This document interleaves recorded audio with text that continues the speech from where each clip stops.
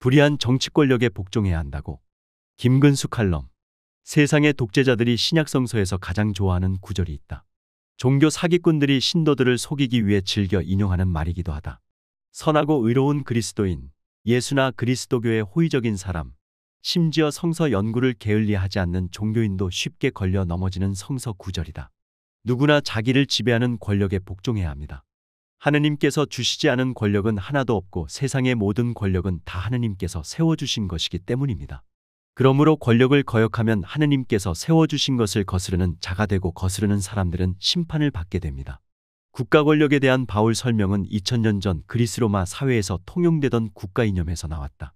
선한 국가 권력은 선행을 격려하고 악행을 벌한다는 생각이었다. 국가 권력을 존중할 의무에 바울은 두 가지 근거를 내세웠다.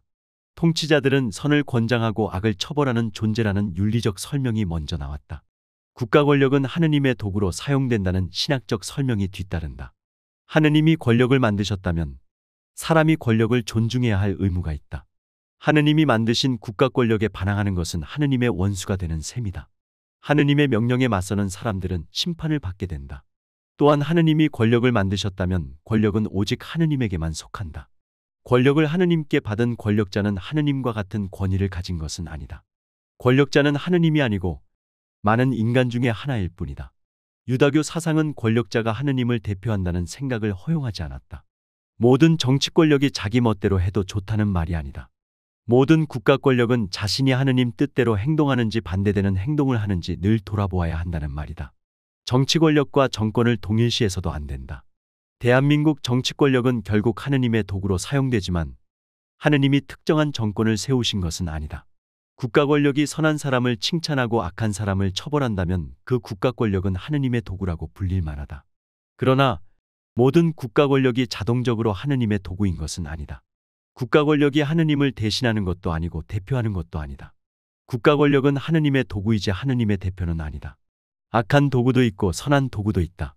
사람이 권력자를 존중하는 것처럼 권력자는 하느님을 존중해야 한다. 권력자는 피지배자보다 하느님에게 더 가까이 있지는 않다. 마치 하느님과 특별한 관계가 있는 것처럼 자신을 선전하면서 자신도 많은 사람 중 겨우 하나라는 사실을 모른 체한 권력자들이 역사에 많았다. 바울은 로마 13:1-7을 정치 권력자가 아니라 예수운동 공동체에게 주었다. 만일 바울이 정치 권력자에게 편지를 썼다면 다음 말씀을 인용했을 것이다. 지상의 통치자들이여 정의를 사랑하여라.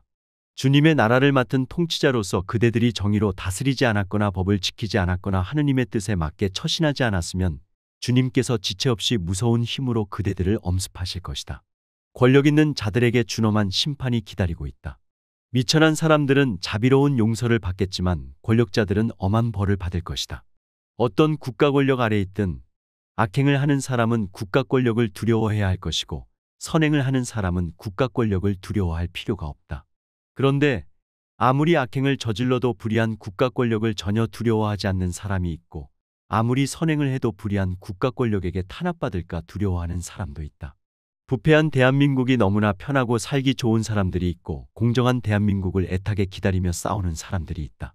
불의한 정치 권력에도 반드시 복종해야 한다는 말을 예수도 바울도 그리스도교도 한 적이 전혀 없었다. 로마서 13:1을 인용하며 이명박 정권, 박근혜 정권, 윤석열 정권에는 반드시 복종해야 한다고 강변하는 일부 목사들은 노무현 정권, 문재인 정권에게는 삿대질하며 비난한 바 있었다. 그들은 로마서 13:1을 악용하고 바울을 모욕하고 예수를 팔아먹고 있다.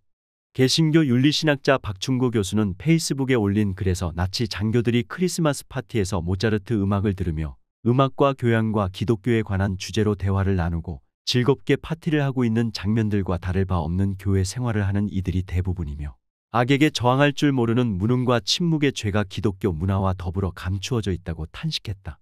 영화 서울의 봄을 보며 누구나 절실하게 느꼈으리라. 1979년 12월 12일 전두환 반란군에 맞서 싸웠던 장태환 수도경비사령관이 2006년 공개한 육필수기에서 그는 자신을 회유하던 유학생과 통화에서 너는 끝까지 그따위 처신으로 군인 생활을 마칠 것인가라고 강하게 비판했다. 악에게 저항할 줄 모르는 무능과 침묵보다 더 큰 죄가 세상 어디에 또 있겠는가. 우리가 불의한 정치 권력에 복종할 필요는 전혀 없다. 불의에 대한 저항은 민주 시민의 권리이자 의무다. 저항 없는 탄식과 분노는 아무짝에도 쓸모없다.